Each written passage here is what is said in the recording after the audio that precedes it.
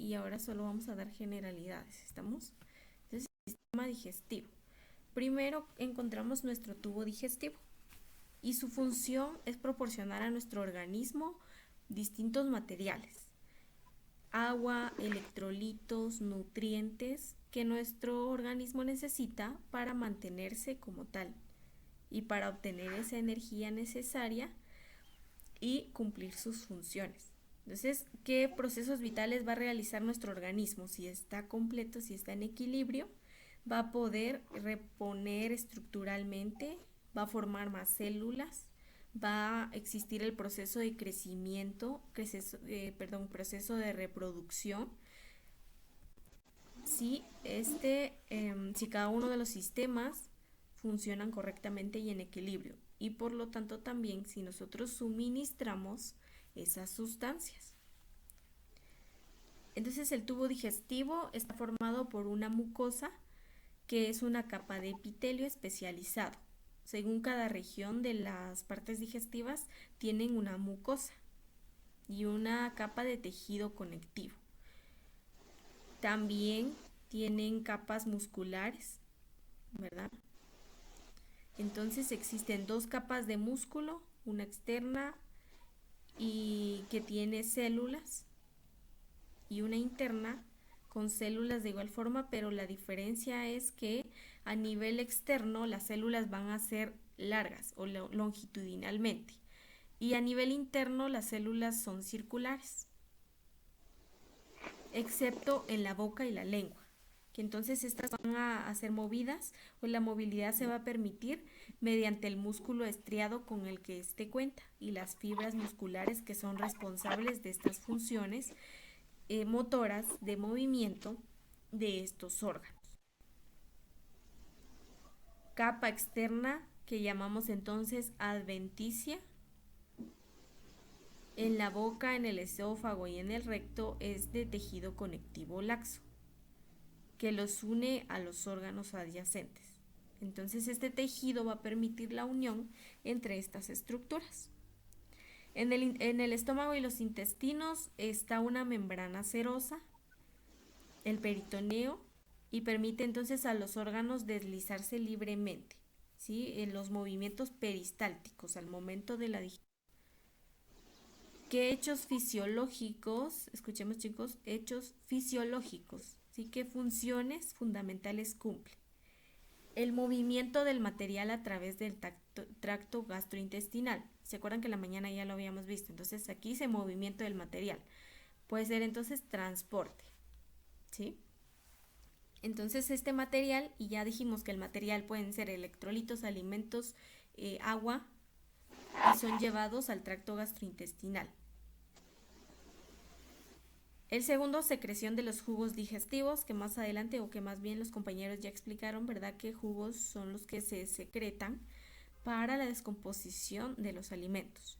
La digestión enzimática, ¿verdad? También se segregan ciertas enzimas que van a permitir también la absorción y van a pasar entonces a través de la barrera intestinal, ¿verdad? Porque los intestinos tienen una barrera, tienen una capa o una membrana y que entonces va a permitir también en determinado momento la absorción de estos elementos o materiales. El proceso digestivo entonces que su compañero ya nos explicó, ¿sí? Nosotros a través de la boca introducimos el alimento, se produce el proceso de masticación, la trituración, la fragmentación mediante, ¿sí? Posteriormente vamos al esófago, ya mencionó el compañero, es una estructura cilíndrica en forma de cilindro que mide aproximadamente de 24 a 26 centímetros. Tiene dos esfínteres, uno superior y uno inferior. Es capaz de controlar su función y la función entonces es facilitar el tránsito o el paso de ese material deglutido que hemos tragado y llevarlo a la dirección correcta, que es entonces el estómago, que vamos a prevenir también, o más bien el trabajo del esófago es prevenir que exista un reflujo en sentido inverso, que regrese, no lo va a permitir. Llega entonces al estómago y la misión de nuestro estómago es recibirlo, retenerlo e iniciar con el primer proceso de digestión, con la primera digestión. ¿Mediante qué acción? Bueno, entonces en el estómago se va a secretar una sustancia clorhídrica, ¿sí? Clorhidropéptica, y que va a ir pasando hacia el duodeno. Y se acuerdan que el duodeno entonces es la primera porción de nuestro intestino delgado. Entonces va a ir pasando, ya ahí se convierte en quimo, va pasando hacia el duodeno, manteniendo el funcionamiento integral del sistema digestivo. Pero en nuestro estómago también hay partes que lo caracterizan. Entonces el primero es el fundus o el fondo. Es la parte más alta, ¿verdad? Digamos, es donde empieza nuestro estómago. Está en la parte superior, es la comunicación que tiene nuestro estómago con el esófago o el cardias. Entonces es ese ángulo, ¿sí? Es esa curva que se forma, a eso le llamamos fundus. Y entonces el cardias, que es la continuación, ayuda a que no exista ese reflujo que ya habíamos hablado, ¿verdad? El fondo es el primero. El cuerpo es la zona del fondo y la incisura angular. Entonces ingresa, ¿verdad? Nosotros imaginémonos el estómago. Entonces ingresa, está esa curva. Al ingresar ya se convierte en cuerpo. Entonces tiene curvaturas. Y luego pasamos entonces a la porción pilórica o píloro, que es una forma de embudo. Y que entonces va a separar al estómago y al duodeno, ¿verdad? Los va a separar. Ese es en forma de embudo, ustedes han visto un embudo, tiene una boquita ancha y luego se va haciendo más angosto. Entonces, de esta forma va a ir separando nuestro estómago del duodeno, que es la primera parte de nuestro intestino delgado. Vean, aquí ya lo vamos a ver mucho mejor. Entonces, vean. Viene acá el esófago, está el cardias, ¿sí? Que la primera parte es la entrada hacia nuestro estómago. Y está el fondo entonces que separa nuestro esófago con nuestro estómago. Entonces el fondo es la parte superior, es la curva. El cuerpo, que es el resto, ¿verdad? Es las curvaturas del estómago. Antro también, no lo mencionamos antes, pero también recibe el nombre de antro. Y por último, el pilo.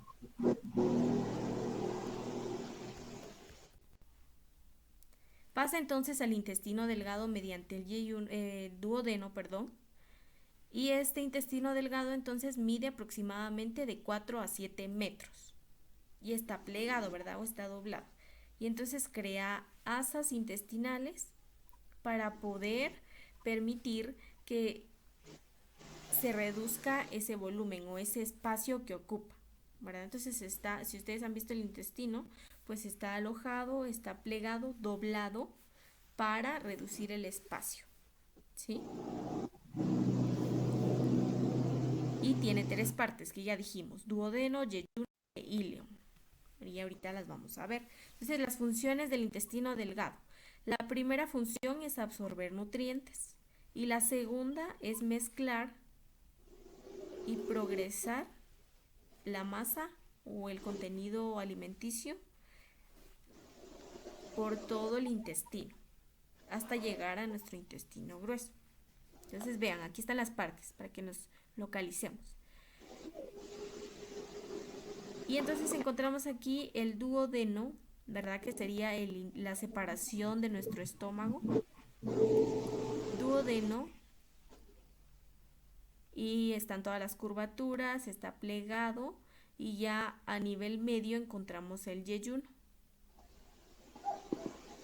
Y la parte final, vean, si seguimos la secuencia, la parte final, vean, aquí está la terminación, se llama ileum, que se vacía entonces dentro del ciego que se encuentra en nuestro intestino grueso. El intestino grueso entonces, en esta porción se van a complementar las otras funciones, ¿sí? Se van a producir los movimientos peristálticos y también vamos a permitir la absorción de esos nutrientes o esos materiales que han ingresado a nuestro cuerpo. Entonces, a nivel de absorción en el intestino grueso va a intervenir la flora bacteriana, el amoníaco, los ácidos grasos, varias sustancias que se secretan para descomponer y solamente absorber lo necesario. Entonces, las partes de nuestro intestino grueso ya mencionamos. El ciego, que es un fondo, es un saco de 8 centímetros de largo y 8 centímetros de ancho. Y se comunica con el ilio a través de la válvula ileocecal. Entonces, esa válvula o esa entrada hacia el ciego se llama válvula ileocecal. Vemos entonces después el colon ascendente, que tiene unos 15 centímetros y se va a extender desde la válvula ileocecal hasta el ángulo cólico derecho o llegando casi al hígado, ¿sí? A nivel del hígado. Ahí hablamos de un colon ascendente. Cuando gira, ya se convierte o ya recibe el nombre de colon transverso. Y el colon transverso entonces mide aproximadamente 50 centímetros, se extiende transversalmente hacia el ángulo izquierdo, donde va a girar nuevamente y va a continuarse con el colon descendente, que es la parte más estrecha. Tiene 30 centímetros de longitud y se extiende hasta el borde, de la pelvis. También está el colon sigmoide, que tiene 40 centímetros de longitud. Se extiende desde el borde de la pelvis hasta la cara anterior de la tercera vértebra. Entonces, imagínense, también estamos viendo columna vertebral. La terminación la terminación de nuestro colon sigmoide está frente a la tercera vértebra sacra, ¿sí? Y el recto, ¿verdad? Que es la finalización, tiene unos 12 centímetros de longitud. Se extiende desde el colon sigmoide hasta el conducto anal. Y aquí vamos a ver entonces, vean. Y aquí está el apéndice, ¿sí? Lo que mencionaba Luis. Entonces, aquí se encuentra, aquí no está la distinción, pero se encuentra entonces el ilion, ¿sí? Donde se une el intestino delgado con el intestino grueso. Ingresa, aquí está el ciego, es colon ascendente, ¿verdad? Y vean que su nombre lo dice. Colon ascendente, sube, da una curvatura, se convierte en colon transverso, nuevamente da una curvatura y posteriormente vemos entonces el colon sigmoides. Entonces atrás de esto prácticamente estaría la tercera vértebra sacra, que es lo que nos menciona la teoría, y hasta llegar al recto, ¿sí? Pero también entonces el páncreas interviene en el proceso de digestión, que ya su compañero nos mencionó. Entonces es una glándula accesoria, es una glándula más o extra del tubo digestivo, que está conectada entonces al duodeno por dos conductos. Entonces tienen una estrecha relación anatómica. Es una glándula mixta exocrina y endocrina. Glándula exocrina porque segrega jugo digestivo y que entonces llega a la cavidad del duodeno, permite la destrucción, la asimilación y absorción de ciertos nutrientes, ¿verdad?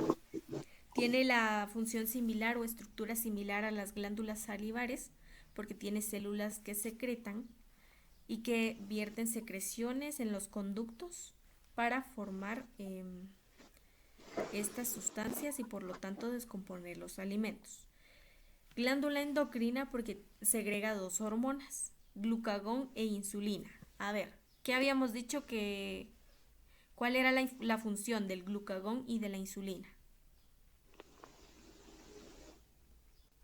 ¿Cuál es, chicos? Ayer lo vimos, o antier, no recuerdo, pero ya vimos qué función tiene el glucagón y la insulina. La insulina controla o regula el nivel de azúcar y el glucagón pues ayuda en aumento del azúcar. Ajá, muy bien. Entonces el glucagón, en caso de una hipoglucemia, ¿verdad? Que disminuya la cantidad de glucosa en sangre, va a actuar para aumentarla. Y la insulina es la que lo mantiene en equilibrio, ¿sí? Entonces segrega, ya dijimos que segrega el páncreas estas dos hormonas, el glucagón y la insulina. Pasan a la sangre y entonces en los islotes de Langerhans son donde se disponen, donde se encuentran. Y el páncreas entonces tiene una forma alargada, que ahorita vamos a ver la imagen. Se localiza en la parte izquierda del abdomen, en posición transversal. Tiene una longitud o tamaño de 12 a 15 centímetros, pesa unos 100 gramos, tiene 4 partes, ¿verdad? Con relación a describir un poquito, tiene 4 partes: la cabeza, el cuello, el cuerpo y la cola. Vean, aquí está. Ese es el intestino delgado, ya dijimos que tiene cierta unión y cierta relación, y el duodeno. Entonces tiene una relación aquí, está unido a el páncreas. Entonces las partes: cabeza del páncreas, el cuerpo y la cola.